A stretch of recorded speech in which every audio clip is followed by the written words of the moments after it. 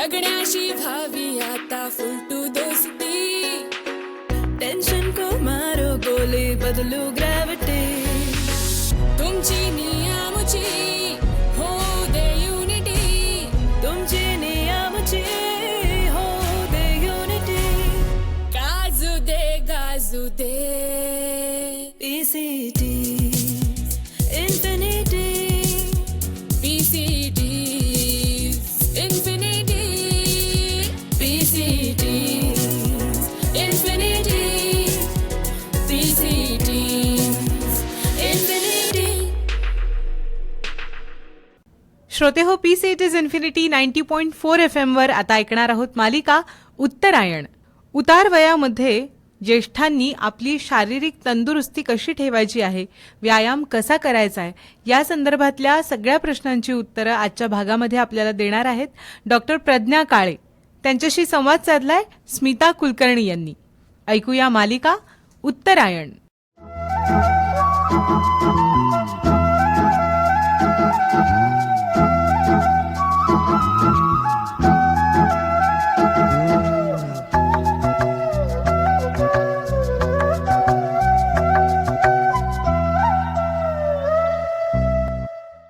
नमस्कार रसिक श्रोते हो, उत्तरायण या खास ज्येष्ठांसाठी असलेल्या मालिकेमध्ये आज आपण चर्चा करणार आहोत फिजिकल फिटनेस म्हणजे तंदुरुस्त शरीर याबद्दल. तर सुरुवात एक छोट्याशा गोष्टीपासून. तर एक सिनियर सिटीझन जोडपं असतं, त्यांची लग्नाची 50 पूर्ण झाली आहे बरं का, म्हणजे अर्थातच त्यांचं वय 80च्या आसपास किंवा जास्तच आहे. तर त्यांच्या लग्नाच्या वाढदिवसासाठी त्यांना प्रश्न विचारला की काय हो तुमची यासाठीचं सूत्र काय आहे, एवढं गमक काय आहे तुमच्या या चांगल्या आरोग्याचं. तर त्याच्यावर ते आजोबा म्हणाले, आनंदी मन, विनोद बुद्धी आणि निरोगी शरीर हेच आमचं खरं तर ह्याचं गुपित आहे. तर सगळे म्हणाले, हो आजी आजोबा तुम्ही दोघांची विनोद बुद्धी आम्हाला तर चांगलीच माहिती आहे, पण निरोगी शरीरासाठी तुम्ही काय करता. तर ते त्याच्यावर हसले आणि म्हणाले की सांगतो. म्हणजे बघा आता तुमच्या पिढीसारखं आमच्या वेळी एकतर नव्हतं असं स्विगी टोमॅटो झोमॅटो, त्यामुळे आपलं रोजचं घरचं जेवण हे तर आमचं होतंच. पण सुरुवातीला काही नव्याचे 9 दिवस संपल्यानंतर आमच्यातही अर्थातच जोडप्यामध्ये भांडणं व्हायचीच. नंतर भांडणाला इतके कंटाळलो, पण तर सोल्युशन तर हवं ना, म्हणून मग असं ठरलं की भांडण झालं की ज्याची चूक आहे त्यानं उठायचं, काही न बोलता बाहेर जाऊन 5 किलोमीटर फिरून यायचं आणि घरी आल्यावर परत त्याचा विषय न काढता सगळं नव्यानं सुरुवात करायची. अहो मग काय, त्याच्यानंतर रोज मला 5 किलोमीटर चालायला जायला लागायचंच, म्हणजे अर्थात रोज भांडणं व्हायची आणि नेहमी बायकोसमोर मीच चूक मान्य करायचो. त्यामुळं रोज मी बाहेर फिरायला गेल्यावर आमचे हे नक्की जातात कुठे हे बघायला तुमची आजी सुद्धा त्या पाठोपाठ चालत यायची. गमतीचा भाग सोडा, पण ह्यातनं त्यांनी सांगितलं की रोज 5 किलोमीटर चालणं हे त्यांचं महत्त्वाचं गुपित होतं. या गोष्टीवरनं तुमच्या लक्षात आलंच असेल की आज आपण चर्चा करणार आहोत पुन्हा एकदा डॉक्टर प्रज्ञा काळे यांच्याशी, ज्या वैद्य क्लिनिकमध्ये कार्यरत आहेत. त्यांच्याशी आपण चर्चा करू की वार्धक्य उतार वयात आपण शरीर तंदुरुस्तीसाठी व्यायाम कुठले कुठले केले पाहिजेत किंवा कुठले नाही केले पाहिजेत, कधी केले पाहिजेत वगैरे वगैरे. डॉक्टर प्रज्ञा, पुन्हा एकदा खूप खूप स्वागत तुमचं या चर्चेमध्ये. तेव्हा पहिलाच प्रश्न की वार्धक्य आणि व्यायाम यांचा संबंध कसा. स्मिताताई, तुम्ही त्या आजोबांची गोष्ट सांगून विषयाला इतकी छान सुरुवात केलेली आहे की वार्धक्याचा आणि व्यायामाचा किती जवळचा संबंध आहे हे आपल्या लक्षात आलं. बरोबर. शरीर निरोगी राहण्यासाठी आहाराबरोबरच व्यायाम ही त्याच नाण्याची दुसरी बाजू आहे. बरोबर. शरीरम आद्यम खलु धर्म साधनम असा एक श्लोक आहे. कारण जर शरीर निरोगी असेल तरच आपण धर्माचं कार्य किंवा आपण जगण्याचं निरोगी राहणं हे करू शकणार आहोत. व्यायाम का महत्वाचा हे एकदा लॉजिकला पटलं की माणूस तो नक्की करत राहतो, यावरती माझा विश्वास आहे. मग मी असं सांगायचा प्रयत्न करते की व्यायाम का महत्वाचा. बरोबर. कारण आपलं शरीर हे स्नायूंच्या बांधणीने झालेलं आहे. आपल्या हाडांच्या वरती स्नायूंचं लेपन केलेलं आहे निसर्गाने आणि त्यावरतून आपण शरीराच्या सगळ्या हालचाली करू शकतो. बरोबर. हे झाले स्केलेटल मसल्स किंवा हातापायांचे स्नायू. तसेच शरीरातले जे आतले अवयव आहेत ते सुद्धा स्नायूंचेच बनलेले आहेत, हं, जे इनव्हॉलंटरी मसल्स आहेत, स्मूथ मसल्स आहेत, हं, जे आपल्या कंट्रोलमध्ये नसतात. हं. पण ते स्नायूंचेच असल्याने हे दोनही प्रकारचे स्नायू आणि हृदयाचे स्नायू हं. हे व्यायामावरतीच पोसले जातात असं आपण म्हणूया, किंवा व्यायाम हे त्यांचं खाद्य आहे. हं, हं, हं. जसं मेंदूचं खाद्य बुद्धीची कामं करणे किंवा त्याबद्दलचे काही व्यायाम करणे हे आहे, बरोबर. तसंच मसल्सचं खाद्य हे व्यायाम, शरीराच्या योग्य हालचाली करणे हे आहे. हं. ते त्यांना मिळालं तर मसल्स हे नक्कीच निरोगी राहतात आणि पर्यायाने आपलं शरीरही निरोगी राहतं. बरोबर. त्यामुळे बाल्यावस्थेमध्ये खरं तर व्यायाम करून आपण शरीर कमवायचं असतं. बरोबर. तारुण्यावस्थेमध्ये आणि प्रौढावस्थेमध्ये ते टिकवायचं असतं, फुलवायचं असतं, जोपासायचं असतं. बरोबर.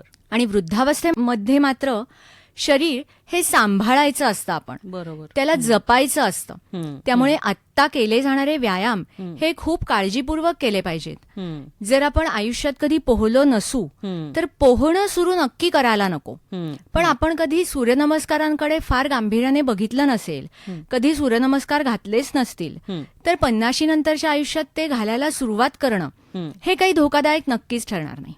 म्हणजे डॉक्टर, महत्वाचं असं आहे की रिटायर झाल्यावर, म्हातारे झाल्यावर मग एकतर नव्यानं काहीतरी अचानकपणे सुरू करू नये, हे एक. आणि दुसरं, जरी केलं तरी त्याच्यात योग्य आपल्या प्रकृतीनुसार किंवा बाकी एलिमेंट्सनुसार बघितलं गेलं पाहिजे. आणि म्हणून मी आता विचारणारच होते की वृद्धापकाळात फक्त चालणे हा एकमेव व्यायाम असू शकतो का? किंवा कुणी अगदी जिमला जातं आणि तिथं वेट ट्रेनिंग वगैरे सुद्धा थोड्याफार हलक्या प्रमाणात करतात, तर मग हे कितपत योग्य, अयोग्य किंवा कसं करावं? पुन्हा एकदा मग तेव्हा डॉक्टर, तुमचा जिम ट्रेनर हे सगळं बघायचं की अजून काय काय बघायचं? अगदी बघूयात आपण ह्याबद्दल. मगाच्या आजोबांच्या गोष्टीतलं थोडंसं सांगायला आवडेल मला आता, की आजोबांनी आजी पण व्यायाम करत होत्या Yes. हे आपल्या मनावरती ठसवलंय. बरोबर. त्यामुळे आता आपण ही जी चर्चा करतोय त्यात स्त्रियांचा वेगळा उल्लेख नक्की करायला नको. बरोबर. कारण स्त्रिया हे काही वेगळे नाहीयेत. बरोबर. त्यामुळे माणसाला जर आरोग्य सांभाळण्यासाठी व्यायाम आवश्यक असेल तर तो अर्थात स्त्रियांनाही आवश्यक आहे. बरोबर. कारण बहुतेक बायकांच्या बोलण्यात हा सूर असतो, हे काय घरातली सगळी कामं मीच करते, आमच्या ह्यांना काय जातंय व्यायाम करायला, ते भराभरा बाहेर जाऊन चालून येतात, पण इथे ओट्याशी तासनतास उभं राहणं, कामं करणं हे मलाच करावं लागतं. हं, हं, पण मला सगळ्या आपल्या काकूंना, मावशांना, आज्यांना हे प्रेमाने सांगावं वाटेल की तो व्यायाम नाहीये अगं, हं, ते थकणं आहे. हं, खरंय. आणि ते स्नायू थकू नयेत यासाठी तुम्हाला व्यायामाने त्यांना चिअर करण्याची गरज आहे. अच्छा. तर ते स्नायू तुम्हाला नक्कीच मदत करतील निरोगी राहण्यासाठी. हं, हं. आणि मी बघितलंय तेव्हा सुद्धा बऱ्याच जणांचा अट्टहास असतो, सगळी कामं ते स्वतः करतायत, हे आपल्या स्वतःच्या परावलंबन असू नये यासाठी ही खूप चांगली गोष्ट आहे, कॉन्फिडन्स ठेवण्यासाठी खूप चांगली गोष्ट आहे. पण तुम्ही खूप छान मुद्दा मांडलात की त्यानं थकणं होतं आणि मग त्या प्रकारात मग आता मी चालायला जात नाही किंवा मग मी आता व्यायाम करत नाही, हा जो कंटाळा येतो तो चुकीचा आहे असं समजून घेतलं पाहिजे. हं. नक्कीच.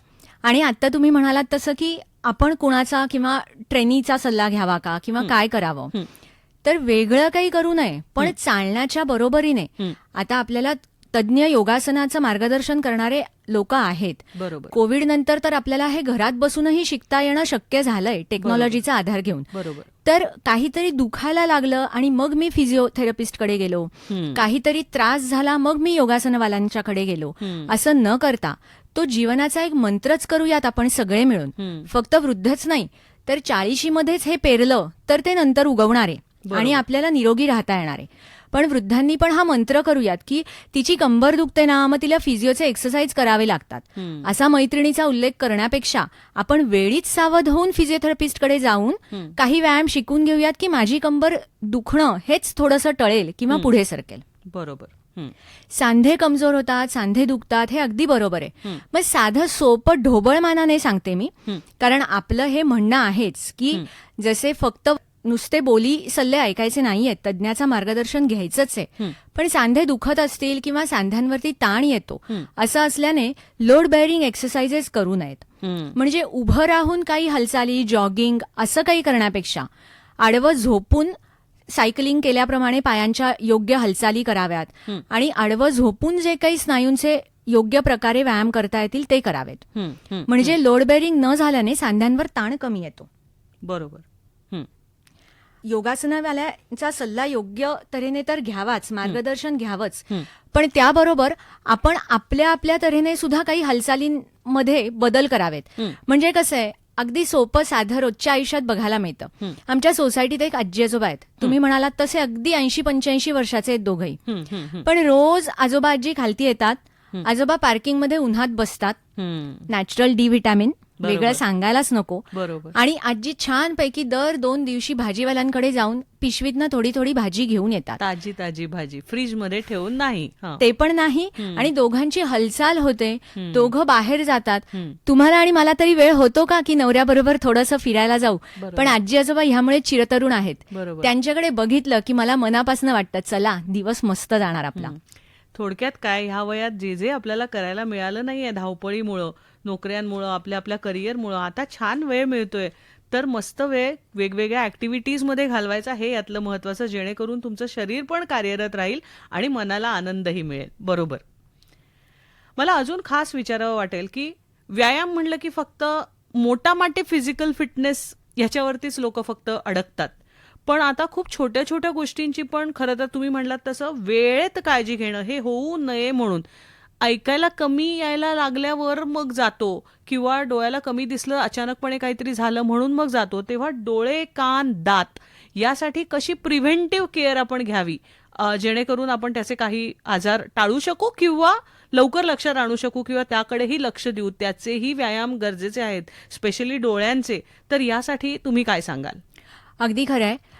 दाताच्या तक्रारी ह्या शक्यतो बळावतात आणि मगच आपण डेंटिस्टकडे जातो. बरोबर. कारण त्यांच्या खुर्चीत बसायचंच भय सगळ्यांच्याच मनात असतं. पण असं नक्की आहे की दाताची तक्रार सुरू झाल्या गेलं तर रूट कॅनाल पर्यंत न जाता फक्त फिलिंगवरती भागतं. मग आपण योग्य वेळेत तिकडे जाणं, मनाचा धीर करणं हे नक्कीच गरजेचं आहे. तसंच एक ह्या वयामध्ये बघायला मिळतं की कवळी जर केली तर ती बसत नाही, टोचते, जखमा होतात, त्रास होतो, म्हणून 1-2दा प्रयत्न करून सोडून दिला जातो. आणि मग असं म्हटलं जातं की माझ्या हिरड्या घट्ट झाल्या आहेत, आता मला काही कवळीची गरज नाहीये. पण मला मनापासून असं वाटतं की अजून आपण आपले पूर्ण प्रयत्न केलेत का ह्याचा विचार करायला हवा. कारण पचनाचा आणि दाताचा खूप जवळचा संबंध आहे. अन्न जर बरोबर चावलंच गेलं नसेल तर आपण कितीही हलका आहार घेतला तरी तो पचणं हे कठीण होऊन बसतं. हीच गोष्ट डोळ्यांची आहे की आपल्याला वाचायला त्रास होतो किंवा अजून काही गोष्टींना त्रास होतो, म्हणून ते टाळण्यापेक्षा वेळेत नंबर चेक करून आलं किंवा वेळेत मोतीबिंदू आहे का नाही बघितलं तर पुढचे होणारे विकार हे टळतील. कारण डोळ्याच्या आतलं प्रेशर वाढलं आणि ते खूप काळ वाढलेलं राहिलं तर मग हळूहळू निवारताच येणार नाहीत अशा तक्रारी तयार होतात, किंवा मग अगदी दुर्दैवाने अंधत्वासारख्या गोष्टी पण बघायला मिळतात. मग त्या वाटेला जायचं नसेल तर खरंच आधी काळजी घ्यायला हवी. आपण असं म्हणूयात की दर वर्षात एकदा तरी कमीत कमी दात, डोळे, कान हे दाखवून घ्यायला काहीच हरकत नाहीये. आणि ह्याबरोबर कधी कधी आपण चुकीचं प्रिव्हेन्शन करत असतो अधिकच, की दररोजच वजनाच्या काट्यावर उभं राहायचं, दररोजच बीपी तपासायचं, सकाळ संध्याकाळ शुगर तपासायची. हे मात्र करताना 10 वेळा विचार करूयात की करायला हवंय ते आपण करूया, पण अधिक खोलात शिरलं तर मग डॉक्टर काय काम करणार? हो, आम्हाला आमचं काम करू द्या. नाही, आणि मला असं वाटतं रोज असं सगळं चेक केल्यामुळं कधी कधी अँझायटी उगाच वाढते आणि आपण खूप जास्त कॉशियस होऊन त्या विचारांमध्येच राहतो, ज्याच्यामुळे मग निगेटिव्हिटी, डिप्रेशन, मग सारखे विचार, मग वेगळं काहीतरी झालं असेल का, असे सगळे गोष्टी उद्भवतात. म्हणूनही माझ्या मते हे रोज रोज करणं एक्सेप्शनल आहे. काही आजारी असेल वगैरे तर गोष्ट वेगळी आहे, पण बाकीच्या नॉर्मल जीवनात तर हे थोडं तरी टाळावं किंवा माइंडफुली करावं असं मी म्हणेन. नक्कीच बरोबर. मी जसं म्हणलं तसं आपण आज ओव्हरऑल फिजिकल फिटनेसबद्दल बोलतोय, त्याच्यामुळं खूप छोट्या छोट्या गोष्टी पण महत्त्वाच्या असतात बघा. स्पेशली म्हातारपणी डॉक्टर मी असं बघितलंय, पायाची नखं स्पेशली अशी वाकडी तिकडी झालेली असतात किंवा खूप हार्ड असतात, आणि नखांची सुद्धा काळजी घेणं किंवा ते कापताना सुद्धा मोठी टास्क आहे कधी कधी असं मला वाटतं. नेमकं मग लागतं, मग त्यानं होणाऱ्या जखमा वगैरे. तर अशा छोट्या छोट्या जे आपण नुआन्सेस म्हणतो याबद्दल तुम्ही काय सांगाल? अगदी बरोबर. ह्यात मला सुरुवातीला एक थोडंसं सांगायला आवडेल की वार्धक्यावस्थेमध्ये आपल्याला थोडा वेळ आहे असं आपण गृहीत धरलं, घरात सकाळचं ऊन येत असेल तर आवर्जून त्वचेला छान तेल लावून एक 15 मिनिटं तरी उन्हात बसणं, हे करायला काहीच हरकत नाहीये. हा नक्की सगळ्यांनी फॉलो करण्याजोगा उपचार आहे. कारण डी व्हिटॅमिनसाठी सप्लिमेंट्स जशी सल्ल्याने घ्यायला हवीत, तसं हे करणं हे खूप आवश्यक आणि नैसर्गिक आहे. बरोबर. कारण सूर्यप्रकाशाच्या मुळेच शरीरात डी व्हिटॅमिन हे तयार होत असतं आणि ते शोषलं जात असतं. बरोबर. तुम्ही नखांचं म्हणालात तर मला अगदी आठवतं की माझे काही नातेवाईक आहेत, 1-2 आजी आजोबा, की ज्यांच्याकडे मी गेले की आवर्जून त्यांच्या नखांकडे बघणं हा माझ्या आवडीचा कार्यक्रम आहे म्हटलं तरी चालेल. कारण त्यांना खरंच नखं काढणं हे दिवसेदिवस एवढं डिफिकल्ट होऊन बसलेलं असतं. परत डायबिटीस असेल तर त्या जखमांच्यामुळे आपल्या पायाला इजा होईल, मग आणखीन काय काय करावं लागेल की काय, हे सगळे बागुलबुवे त्यांच्या समोर नाचत असतात. बरोबर. तर खरं तर असं आहे की दररोज तळपायाला तेल लावणं हे याच्यासाठी खूप सोपा उपाय आहे.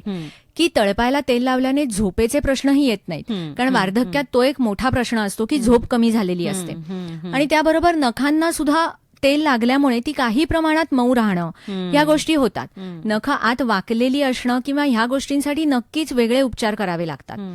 पण साधे साधे हे उपचार करून ते वाढत तर नाहीत. कमीत कमी ते कापणं सोयीचं तर होतं, जखमा तरी होत नाहीत. बरोबर. खूप कोरडेपणामुळे कधी कधी पायाला क्रॅक जातात आणि मग खरंच ते खूप मोठं स्वरूप धारण केलं जातं त्या आजाराचं.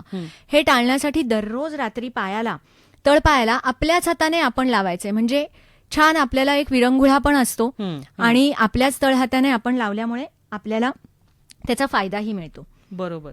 बरोबर. तसंच कधी कधी आपण असं म्हणू की काही पॅथीज मधल्या अशा थेरपीज आहेत की ज्याच्यामध्ये शिरोधारा मसाज केलं जातं. त्याचाही तज्ज्ञांच्या मार्गदर्शनाने आपण लाभ जरूर घेतला पाहिजे. बरोबर. बरोबर. मी म्हटलं तसं ओव्हरऑल फिजिकल फिटनेसमध्ये काही मी नक्की सेफ्टी चेकलिस्ट बद्दल मला बोलायला आवडेल. तर याबद्दल तुम्ही काय सांगाल डॉक्टर?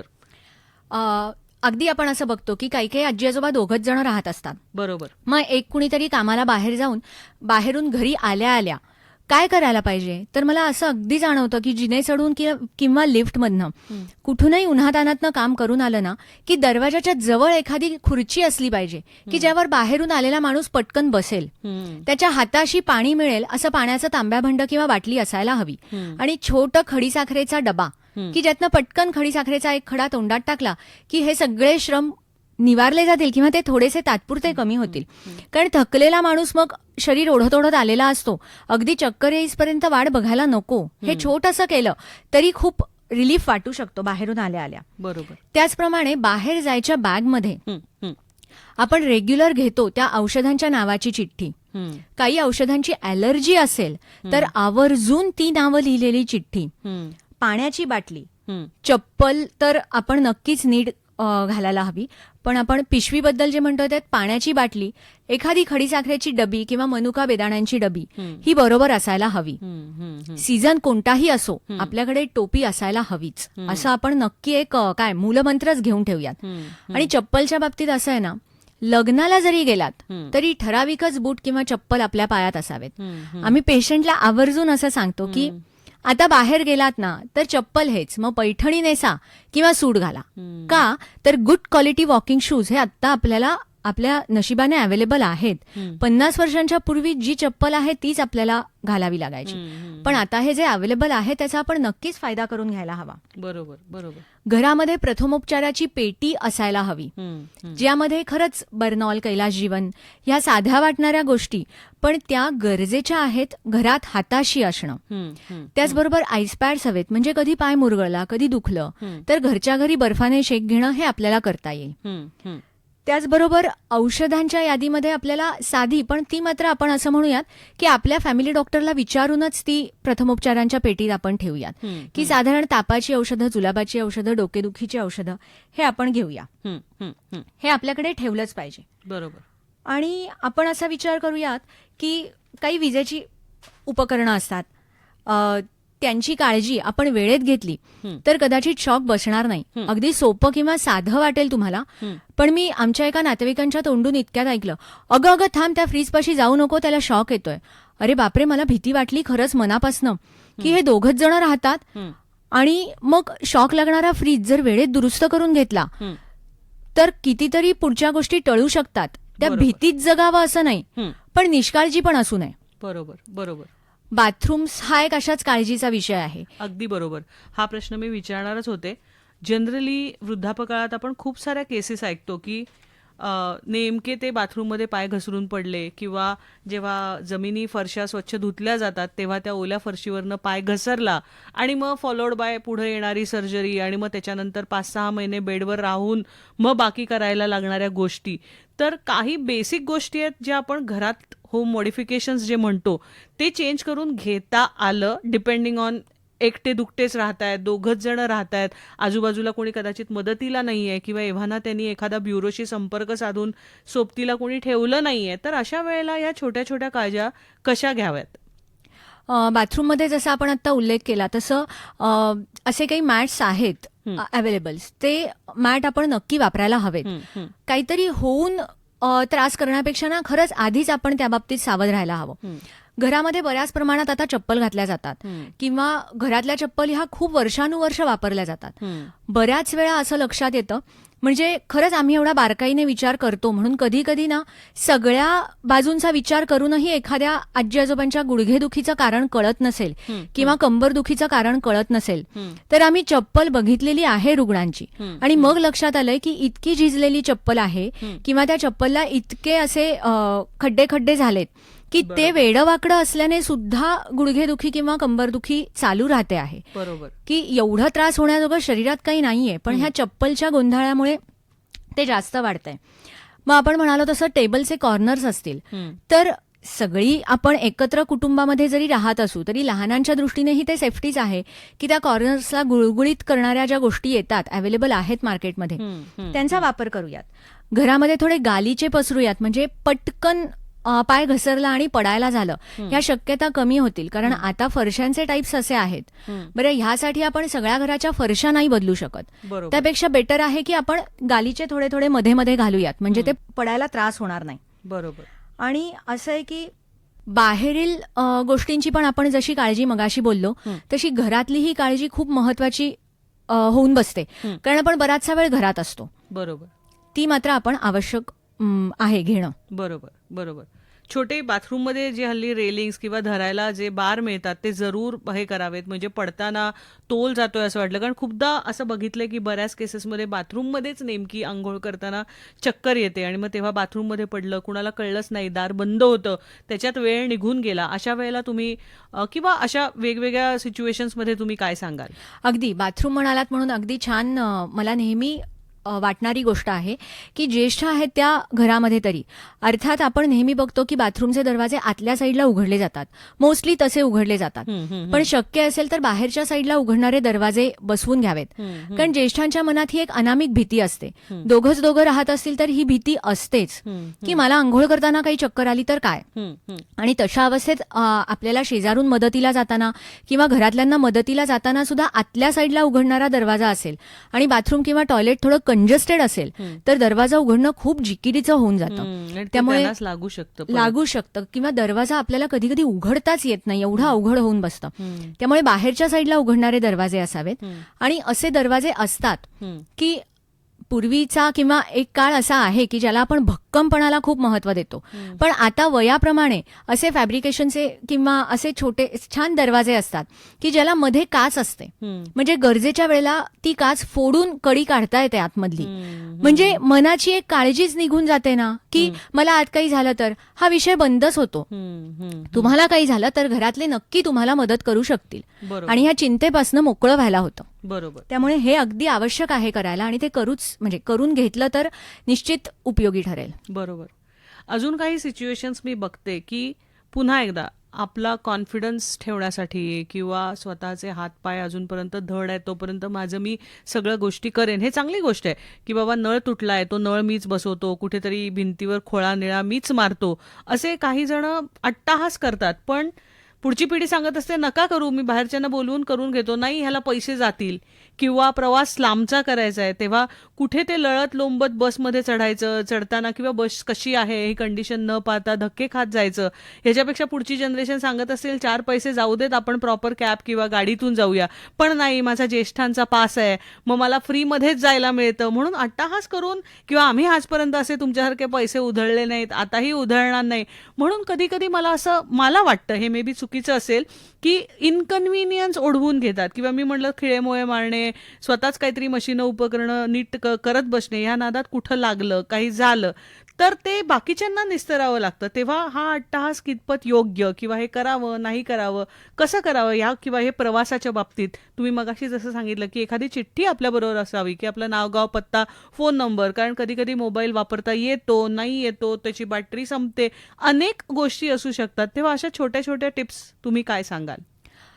कसं आहे ना स्मिताताई, की वार्धक्य ही अवस्थाच अशी आहे की ज्यामध्ये मन आणि शरीर दोन्ही उतारालाच लागलेलं असतं. बरोबर. त्यामुळे ती थोडीशी लहानपणाशी पण संलग्न केली जाते अवस्था, नक्कीच. की लहान मुलं जशी हट्टीपणा करतात तसे मोठे लोक पण हट्टीपणा करतात असं वाटतं.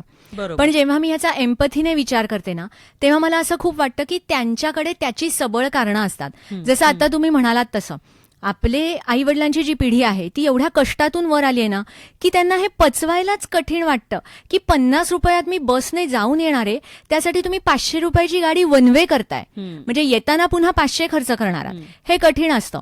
पण हे बायडायरेक्शनल आहे, म्हणजे घरातल्या तरुणांनी किंवा त्यांच्या मुलांनी, सुनांनी, नातवंडांनी त्यांना हे थोडंसं चांगल्या तऱ्हेने पटवलं पण पाहिजे, किंवा त्यांनीही हे समजून घेतलं पाहिजे.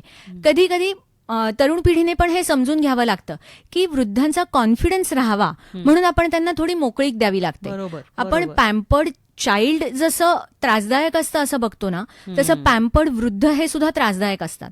आणि त्याला कधी कधी तरुण पिढी जबाबदार असते. जे ते त्यांचं करतायत ते त्यांना थोडं करू दिलं पाहिजे. बरोबर. अर्थात मी असेही वृद्ध जवळनं बघितलेत की जे बंगल्यातली झाडं पूर्वी तोडत होते, लाकूड म्हणजे झाडांची लाकडं तोडणे हे काम करत होते, तेही त्यांचा करायचा अट्टाहास आहे. पण त्यावेळेस आपण त्यांच्यावरती निश्चित प्रेमाची जबरदस्ती केली पाहिजे. पण ही आपण कधी करू शकू, जेव्हा आपण त्यांना बाकी गोष्टीत थोडी मोकळीक दिलीये. बँकेची कामं ना तुमची तुम्ही करा, तुम्हाला भाजी आणायची, दूध आणायचंय, तुमचं तुम्ही आणा. किंबहुना मी तर म्हणते की मानसिक आरोग्याच्या दृष्टीने महत्वाचं आहे की त्यांनी त्यांची कामं करणं, नाहीतर ते त्यापासून परावृत्त होतात आणि मग हळूहळू त्यांची परावलंबित्वाची भीती वाढत जाते. वार्धक्यात आपण कुणावरती तरी अवलंबून असणं हे खूप त्रासदायक असतं किंवा मनाला ताण निर्माण करणारं असतं. किंबहुना मला असं वाटतं की 50-60 नंतर माणूस मनातल्या मनात हेच म्हणत असतो की कोणीही आपल्याला पटकन भेटलं की म्हणतं ना 100 वर्ष आयुष्य आहे तुला, मग पटकन आपल्या तोंडातनं सुद्धा असं जाऊ शकतं काही वर्षांनी की निरोगी येऊ देत रे बाबा, कुणावर अवलंबून नको राहायची गरज पडायला. या अवस्थेत त्यांनाही त्याचा ताण येत असतो की मी हे करतोय, पण करायचंही असतं. मग आपणही त्यांना थोडी तरुण लोकांनी मोकळीक दिली पाहिजे आणि वृद्धांनी सुद्धा अट्टाहास जर धरला तर त्यांना प्रेमाची जबरदस्ती करून थांबवलं पाहिजे. बरोबर. टेक्नॉलॉजीच्या ज्या गोष्टी तुम्ही म्हणालात की मोबाईल हे ते, ह्या थोड्या चुका होणार. त्यांना कदाचित थोडं अधिक प्रेमाने सांभाळून सांगावं लागेल, कारण आपल्याला जेवढं इझी आहे तेवढं त्यांच्यासाठी ते इझी नाहीये. आणि त्या चुका झाल्या तर थोड्या माफक समजावून घेतल्या पाहिजेत. कोणतंही ज्ञान कसं आपण म्हणतो ना फुकट घेऊ नये, तसं त्या चुकांच्यामुळे काही पैशांचं नुकसान झालं तर त्यांनाही हे पटवलं पाहिजे की अगं ते तू शिकलीस ना टेक्नॉलॉजी, त्याची फी आहे असं समज, नको दुःख बाळगू. हा खूप चांगला विचार सांगितला हा, की खरंच लहान मुलांच्या चुका कशा आपण समजून घेतो तसं मोठ्या माणसांकडून अचानकपणे त्यांनी कधी चुकताच कामा नये नवीन शिकताना, किंवा मग काहीतरी वाद होणं घरात, तुम्हाला हे सुद्धा जमत नाही, करत जाऊ नका, माझं मी बघेन, हे जे जनरल डायलॉग्स आपण घरात बघतो, मग ते कुठल्याही बाबतीत असतील, ते टाळण्यासाठी हा महत्त्वाचा संदेश आहे सर्व तरुणाईसाठी की त्यांना लहान मुलांसारखं समजून घ्यावं आणि ते काही माफक गोष्टींकडे दुर्लक्ष करावं आणि पुढे चालावं. श्रोते हो, डॉक्टर प्रज्ञा यांचे खूप खूप आभार. आज आपण फिजिकल फिटनेस या विषयावर चर्चा केली. तुम्हाला ती कशी वाटली जरूर सांगा. तुम्हाला काही प्रश्न असतील तर जरूर विचारा. पुन्हा भेटूया पुढच्या भागात उत्तरायण या खास ज्येष्ठांसाठी असलेल्या मालिकेत.